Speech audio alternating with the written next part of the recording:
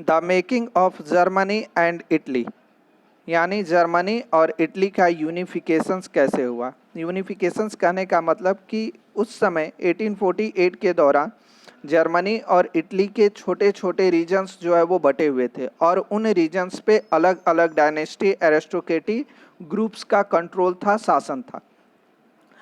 Frederick William के refuse करने के बाद जर्मनी का यूनिफिकेशंस आगे भी जारी रहा और इस बार जर्मनी के यूनिफिकेशंस में इम्पॉर्टेंट रोल प्ले किया गया वो विलियम फर्स्ट के द्वारा, जो पर्शिया का राजा था।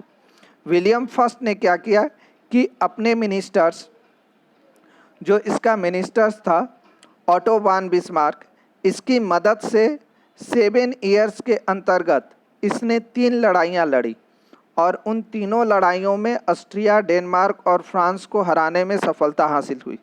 ये ऑस्ट्रिया और डेनमार्क, फ्रांस को इसलिए हराया गया क्योंकि जर्मनी के कुछ रीजन्स पे इन्हीं कंट्रीज़ का कंट्रोल था और उस लड़ाई के हारने के बाद यह डिसाइड किया गया कि अब जो है यह जो रीजन्स एक साथ जुड़ेंगे, इन्हें जोड़कर एक न्यू जर्मन स्टेट्स का निर्माण किया जाएगा, न्यू जर्मन कंट्री फॉर्म होगी। और जो न्यू जर्मन कंट्री बनी, उस जर्मन कंट्री का जो हेड बनाया गया वह पर्शिया के राजा विलियम फर्स्ट को बनाया गया। इस प्रकार जो है वो जर्मनी का यूनिफिकेशन कंप्लीट होता है। इसी तरह की कुछ स्टोरी जो है वो जर्मनी की ही तरह देखने को मिलती है इटली की भी। इटली का भी यूनिफिकेशन इसी तरह से मिलता जुलता है। जैसे कि इटली की अगर हम बात करें तो इटली के उस समय 7 पार्ट्स थे, यानी इटली जो है वो छोटे छोटे राज्यों में कर 7 स्टेट्स में बटा हुआ था।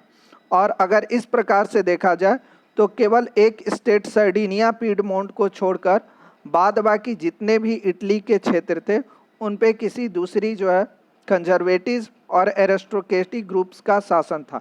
जैसे कि अगर नॉर्थ में अगर हम बात करें तो यहाँ पर हैप्सबर्ग ग्रुप जो है वो कंट्रोल करता था।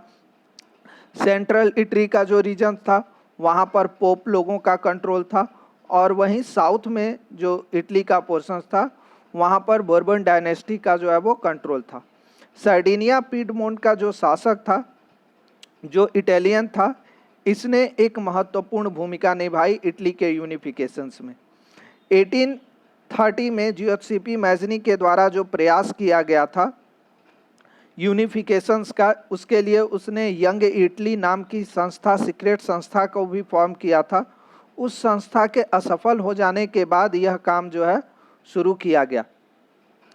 सर्डिनिया पीडमोंट का जो शासक था उसने अपनी मिनिस्टर्स माउंट कैमिले दे काबूर की मदद से कई तरह के टैक्टिकफुल डिप्लोमेसी के आधार पर जो भी फ्रांस की सहायता लेते हुए जो भी हैप्सबर्ग और बर्बन डायनेस्टी के अंतर्गत रीजन्स आते थे उन रीजन्स को इंडिपेंडेंट कराने में सफलता हासिल हुई और सफलता मिलने के बाद इसने जर्मन यूनिफिकेशंस का काम शुरू कर दिया।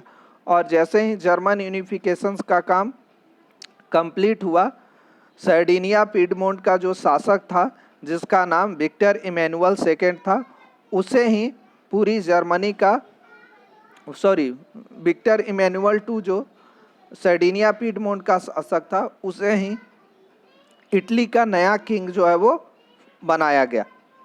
इसमें एक और व्यक्ति का नाम आता है जो काफ़ी इम्पॉर्टेंट रोल प्ले करता है, जिसका नाम है जियोसेपी गैरिबाल्डी। जियोसेपी गैरिबाल्डी का नाम इसलिए आता है क्योंकि बर्बन डायनेस्टी जो साउथ में सिचुएटेड थी इटली के, उसे हराने में इसी जियोसेपी गैरिबाल्डी का इम्पोर्टेंस माना जाता है। इसीलिए इसे जियोसेपी गैरिबाल्डी को कभी कभी शवर्ड ऑफ इटली के नाम से भी जाना जाता है। और फाइनली 1861 में इटली का यूनिफिकेशंस कंप्लीट होता है और इटली को एक इंडिपेंडेंट नेशंस का दर्जा मिल जाता है।